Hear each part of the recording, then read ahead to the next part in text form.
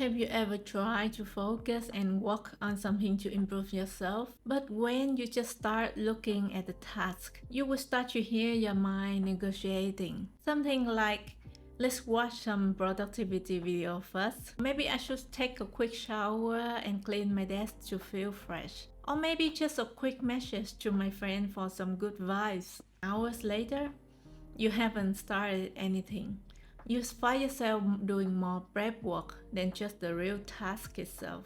And sometimes with just one scroll, one conversation, you totally lose focus and momentum to what you're supposed to do in the beginning. You are stuck in this cycle of chasing butterflies and starting new projects without getting anything done. If that's you, I'm gonna show you today an easy way to force your mind to stay focused and grounded anytime you want. No fancy self-searching, no superpower energy. You just need your mind. So stick with me.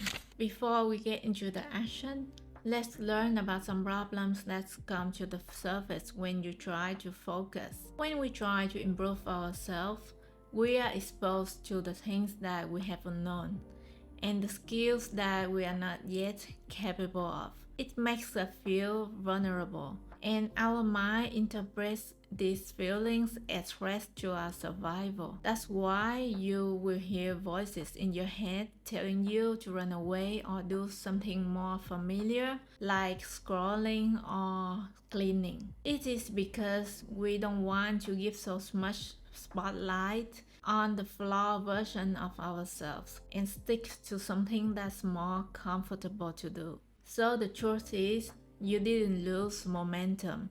You lose the permission to be imperfect. Now, let's talk about how to take that permission back. It's a fun fact that our mind is also very rebellious. When you try to pin it down, it will try to break free. Take meditation as an example.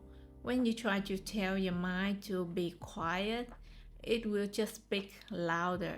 With this fact, I found a way to trick my mind into focus on the real task. And that trick is what I call prison your attention into the work. Trap yourself into the task until your brain gives in. No phone, no shower, no food.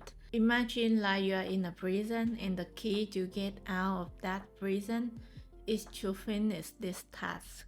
That's it. Step 1. Get to the location. Put your phone in another room and drag yourself into the physical space where the task happened. If you need to write, open the document. If you need to do some yoga, change into some workout clothes and open the yoga mat. If you need to shoot some videos, set up the camera and sit in front of it. Just exist in that space. Step 2. Stare at it like a weirdo. Literally just look at the task. Stare at the document, at the yoga mat, or at the camera. Whatever it is, your only job right now is to just observe everything that's happened inside your mind as a third person's perspective. Step 3. Let the resistance hit you. At this stage, your mind will start to freak out. It will tell you things like, oh my god, maybe my mom is texting me, I need to check my phone. Or I'm wasting too much time on this. I will do it when I feel better. Good. Just let it scream louder. You will need to know that whatever you think right now isn't true. It's just your nervous system reacting to the threat of effort. So whatever opinions it throws at you, you will need to know that you are much stronger than all of this. And you will tell yourself that not until I finish this task, I will not do or think about anything else. After that, you will start to feel your body aching, your breath accelerating, or your stomach wrenching. It's okay, it's just your body is trying to trigger a fight or flight mode. This is when you can take back control by fixing your posture, keeping your head high, and do some box breathing to regulate your nervous system instead of running away. Breathe in for 5 seconds, hold for 5 seconds, and breathe out for another 5 seconds, hold for 5 seconds and repeat the process. Step 4. Garbage ideas. When you stay long enough, you will start to observe more of the reality. Maybe you will notice some sentence that you were writing on your draft and you have some new idea that's coming up. Or maybe you start to look at the texture of your yoga mat and imagine some yoga poses in your head. Your brain will try to come up with some garbage ideas just to negotiate. That's fine. If you are writing, just write drunk.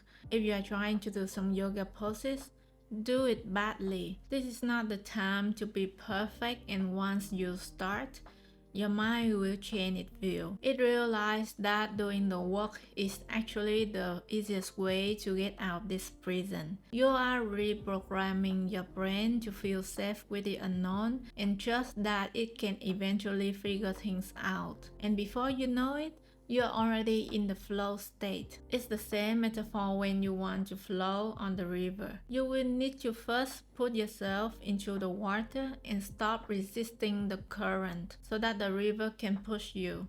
This method requires my brain to focus on my command many times already. At first, I was struggling for 15 minutes to get into the flow, but now I can just quickly drop into deep work within 5 minutes. It sounds time wasting at first, but it's better to waste minutes than hours on something that doesn't serve your growth. So next time if you feel like procrastinating, don't nap, don't scroll, don't overthink. Just sit and stare. And trust me, with every task that you finish, you will become stronger and more independent as a person because you don't need many resources to focus. You become resourceful yourself. Remember, it takes only 5 to 15 minutes, so try it yourself and come back to me later to tell me how it feels for you. And if you want to be more productive and confident, subscribe to my channel. There will be more content for you later.